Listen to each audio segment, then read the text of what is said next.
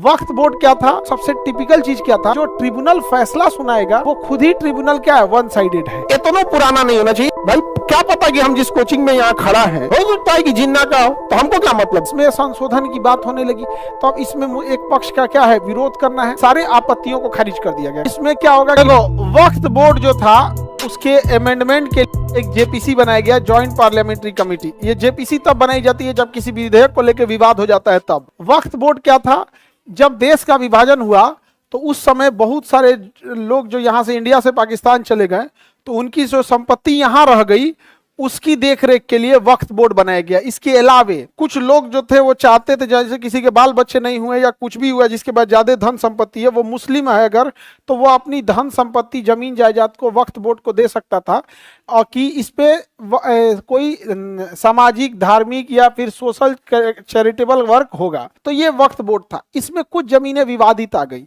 कि वक्फ बोर्ड का कहना था कि ये जमीनें वक्फ के अंडर में आती है। अब उसमें वक्फ बोर्ड में जो सबसे टिपिकल चीज क्या था कि वक्फ बोर्ड का जो जुडिशियल सिस्टम था उसमें भी सब मुस्लिम थे। तो कई बात ये उठा कि जो इसमें जो ट्रिब्यूनल फैसला सुनाएगा वो खुद ही ट्रिब्यूनल क्या है, वन साइडेड है। तो इसमें संशोधन की बात होने लगी तो अब इसमें एक पक्ष का क्या है, विरोध करना है। हालांकि वक्फ बोर्ड के पास जितनी जमीनें थी, वक्फ बोर्ड ने मुसलमानों के कल्याण के लिए अगर वक्फ बोर्ड की जमीन का यूज किया होता तो आज मुसलमान बहुत आगे गए होते।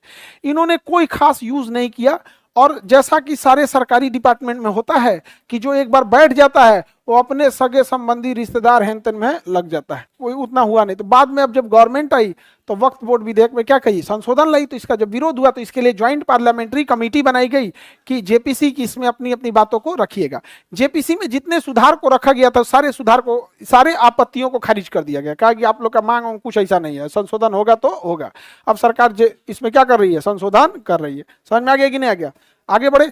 इसमें क्या होगा कि पावर डीएम को दिया जाएगा और पावर डीएम को देते पावर किसको मिल जाएगा, राज्य सरकार को, क्योंकि पावर किसके पास चला जाएगा, डीएम को। गया डीएम मतलब राज्य सरकार, डीएम मतलब राज्य, डीएम कोई स्वायत्त संस्था थोड़ी है यार। अब इसी को लेके बात चल रहा होता है कि जो लोग भारत से पाकिस्तान चले गए थे ना, उनकी जमीन उखाड़ के तो नहीं ले गए थे, वो जमीनें यहीं छूट गई थी, छोड़ के गए थे। और जो पाकिस्तान से हिंदू भारत में आए थे, सिख आए थे, उनकी जमीनें पाकिस्तान में छूट गई थी। पाकिस्तान वालों ने उनकी जमीन लूट लिया, सब लूट लिया। हिंदू सिख जैन का पाकिस्तान में क्या हाल है आप तो जानते ही हैं।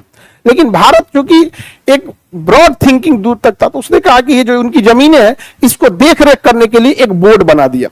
जैसे रेलवे के लिए रेलवे विभाग है कि नहीं, उसकी जमीन की देखरेख वही करती है, तो उसके लिए बना दिया वक्फ बोर्ड। क्या बना दिया, वक्फ बोर्ड। तो वक्फ बोर्ड का बेसिकली वही काम था, ये देखरेख करना है। आप कई बार वक्फ बोर्ड चर्चाओं में क्यों आ जाता है, क्यों क्लेम कर देता है कि ये जमीन वक्त के अंडर में आती है। यानी ये जो जमीन पे आप रह रहे हैं विभाजन के पहले हो सकता है कि यहां जिसका था वो चल गया वहां पे।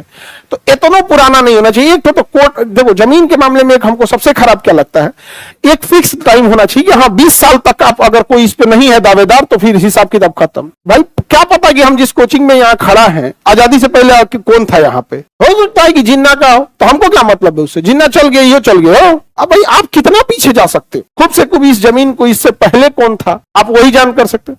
तो वो तो वक्त जो चर्चा में आई है वो क्लेम की वजह से आई है। कई जगह क्लेम कर देती नहीं ये ऐसा था यहाँ पे। बाकी वक्त का पावर अलग है, उसका कोर्टे अलग है, उसका कोर्ट क्या है अलग है, लेकिन वो सुप्रीम कोर्ट हाई कोर्ट से ऊपर नहीं है। वक्त के फैसले के खिलाफ कहां जा सकते हैं, हाई कोर्ट सुप्रीम कोर्ट जा सकते हैं।